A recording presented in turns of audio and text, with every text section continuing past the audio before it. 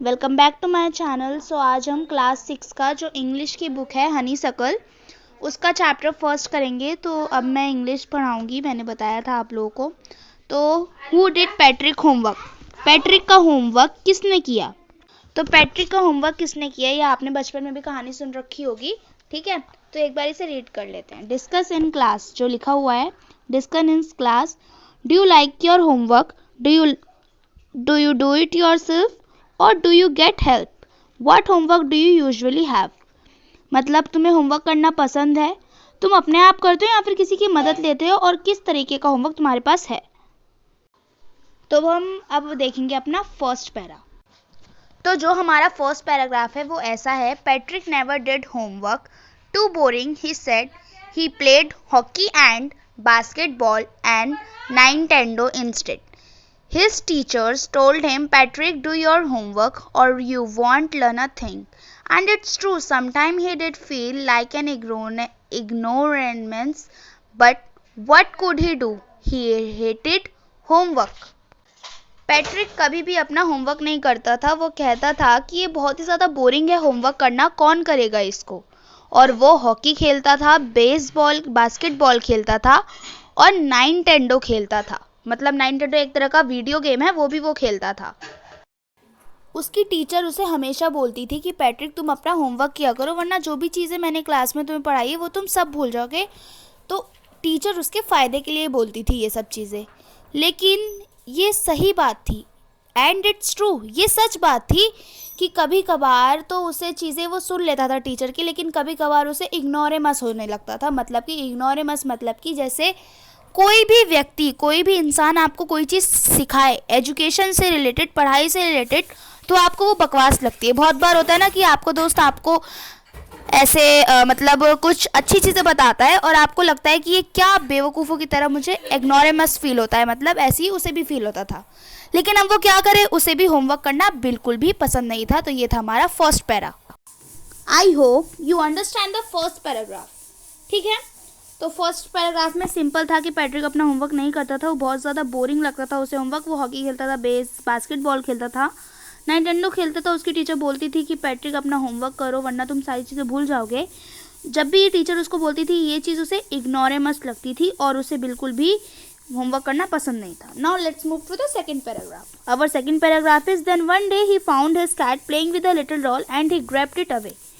एक दिन उसने देखा, उसके पास एक बिल्ली भी थी। उसने देखा कि उसकी बिल्ली भाई किसी डॉल से खेल रही है, तो उसने उस डॉल को दूर फेंक दिया। भाई डॉल है, कैट के लिए हार्मफुल होती हैं गंदी चीज़ें, तो उसने उसको फेंक दिया। To his surprise it wasn't a doll at all, but a man of a tiny size. He had a little wool shirt with old-fashioned breeches and a high tall hat much like a witch's. मतलब कि बहुत ही ज़्यादा चौंका देने वाली बात थी। जैसे ही उसने उस कैट के मुंह से उस डॉल को फेंका, तो वो एक डॉल नहीं थी, बल्कि वो एक टाइनी साइज़ का एक आदमी था, छोटा साइज़ का आदमी था, जिसने कि एक वूल की शर्ट पहन रखी थी ओल्ड फैशन विचेस के साथ। मतलब पुराने ज़माने का जो फैशन होता है, छोटी सी ट्राउज़र मतलब छोटी सी पैंट पहन रखी थी, और एक लंबी सी जैसे चुड़ैले टोपी नहीं पहनती, आपने कार्टून्स और पिक्चर्स में देखा होगा, वैसी उसने टोपी भी पहन रखी थी। ही येल्ड सेव मी, उसने चिल्लाया। किसने? टाइनेस्ट मैन ने चिल्लाया, सेव मी, मुझे बचाओ। Don't give me back to that cat. वो जो टाइनेस्ट साइज का मैन था वो डर गया था कैट से, क्योंकि उसने उसके मुंह में ले लिया था, तो बहुत ज़्यादा डर गया था। और वो बहुत तेज़ी से चिल्ला रहा था कि मुझे इस कैट को वापस मत दो, मैं तुमसे बहुत ज़्यादा रिक्वेस्ट करता हूँ और मैं तुमसे प्रॉमिस करता हूँ कि मैं तुम्हारी सारी विशेस पूरी करूँगा। ठीक है, उसने ऐसा बोला। नाउ सेकेंड पैराग्राफ तक समझाती है। Now move to the third para. Patrick couldn't believe how lucky he was. Here was the answer to all of his problems. So he said, only if you do all my homework till the end of the semester, that 35 days, if you do a good enough job, I could even get A. मतलब Patrick को विश्वास नहीं हुआ कि वो कितना lucky है, कितना खुशनसीब है कि उसे एक टाइनी मैन मिला जो कि उसके सारे प्रॉब्लम्स का सॉल्यूशन निकालेगा। तो उसने कहा, क्योंकि भाई अब उसे तो टाइनी मैन मिला था, वो होमवर्क तो करता नहीं था, तो उसने सोचा क्यों ना इससे सारा काम करवाया जाए। तो उसने बोला कि मेरे पास तुम्हारे लिए एक काम है।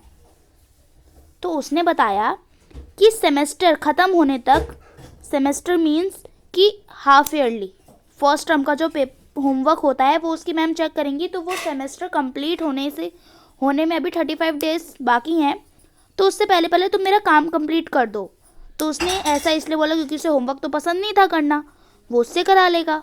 और फिर उसने सोचा अगर हो सकता हो टाइनी मैन मेरा अच्छा काम कर दे और मुझे ए ग्रेड मिल जाए, मतलब उसे अच्छे मार्क्स मिल जाए। So I tell you the third paragraph also. Now let's move to the fourth paragraph.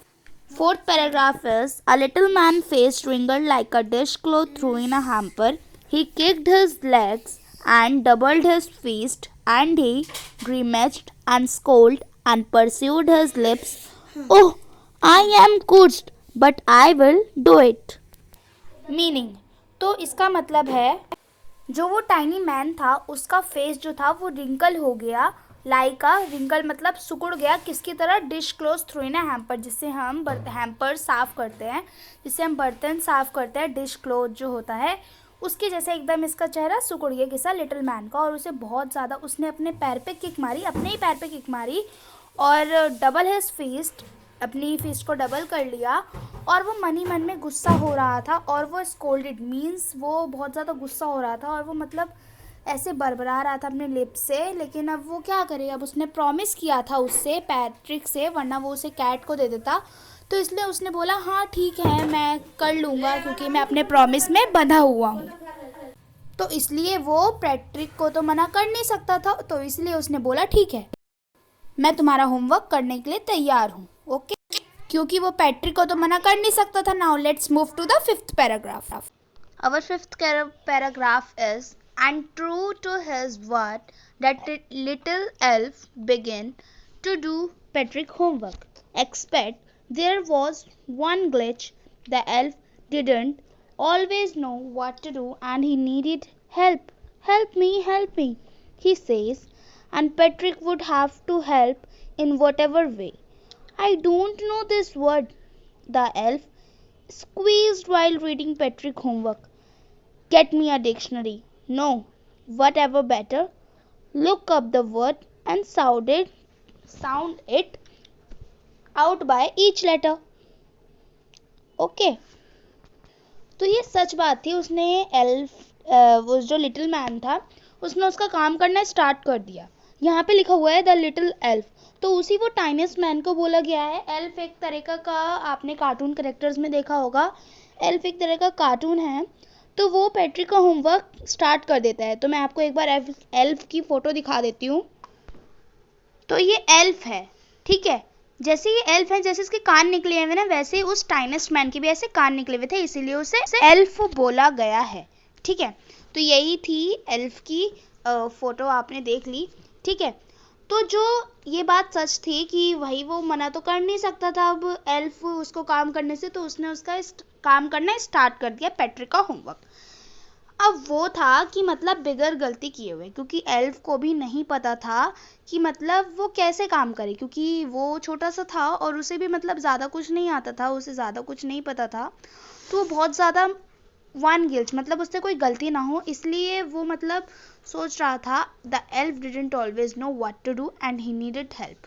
तो उसे पता नहीं था कि क्या करना है और उसे हेल्प चाहिए थी, तो उसने बोला हेल्प मी, मेरी मदद करो, मेरी मदद करो। तो उसने बोला पैट्रिक तुम मेरी मदद करो, मुझे नहीं पता, ठीक है। तो एल्फ ने मतलब एकदम गुस्से से बोल दिया मुझे नहीं पता, मेरा काम करो, मुझे नहीं पता। उसको पता ही नहीं था कि उसने क्या बोला है। तो रीडिंग कर रहा था, वाइल रीडिंग पैट्रिक होमवर्क, जब वो रीड कर रहा था ना पैट्रिक का होमवर्क, तो कुछ वर्ड्स होते हैं जो कि उसे समझ में नहीं आ रहे थे। तो उसने पैट्रिक को बोला कि जाओ तुम डिक्शनरी लेके आओ, मुझे नहीं पता, और उसमें से जो जो वर्ड मैं जिसमें अटक रहा हूँ, जो वर्ड मुझे नहीं पढ़ना आ रहा है, उसका मुझे मतलब बताओ, मैं तुम्हारा होमवर्क करूँगा।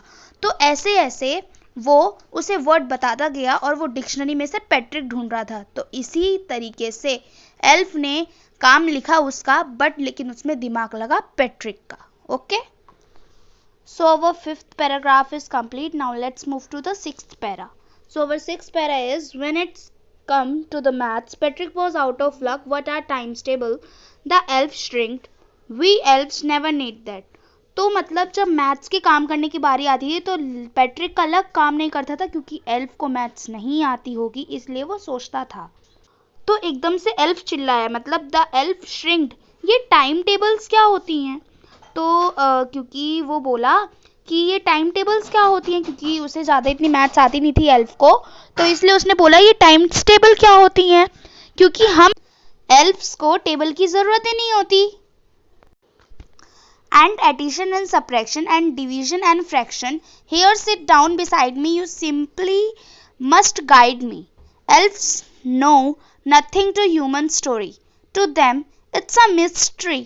So the little elf, already a shouter, just got louder. Go to the library, I need books, more and more books, and you can help me read them too. Meaning of this paragraph is, मतलब उस elf ने बोला था कि हम elves को तो ये टेबल की ज़रूरत ही नहीं होती, ना ही एडिशन की, ना ही सब्ट्रैक्शन की, ना ही डिवीजन की, और ना ही फ्रैक्शन की। तो उसके बाद एल्फ बोलता है इधर आओ पैट्रिक, मेरे बगल में बैठो और मुझे बताओ कि क्या क्या काम करना है, मुझे गाइड करो, मुझे समझाओ। क्योंकि एल्फ को ह्यूमन की हिस्ट्री के बारे में कुछ नहीं पता होता था, क्योंकि वो उसके लिए एकदम मिस्ट्री जैसी होती थी, एक नई चीज़ की तरह होती थी, एकदम खजाने जैसी होती थी। क्योंकि एल्फ्स, और जब एल्फ पहले से इतना तेज बोलता था और जब भी कोई काम की बात हो तो वो और ज़्यादा तेज बोलने लगता था।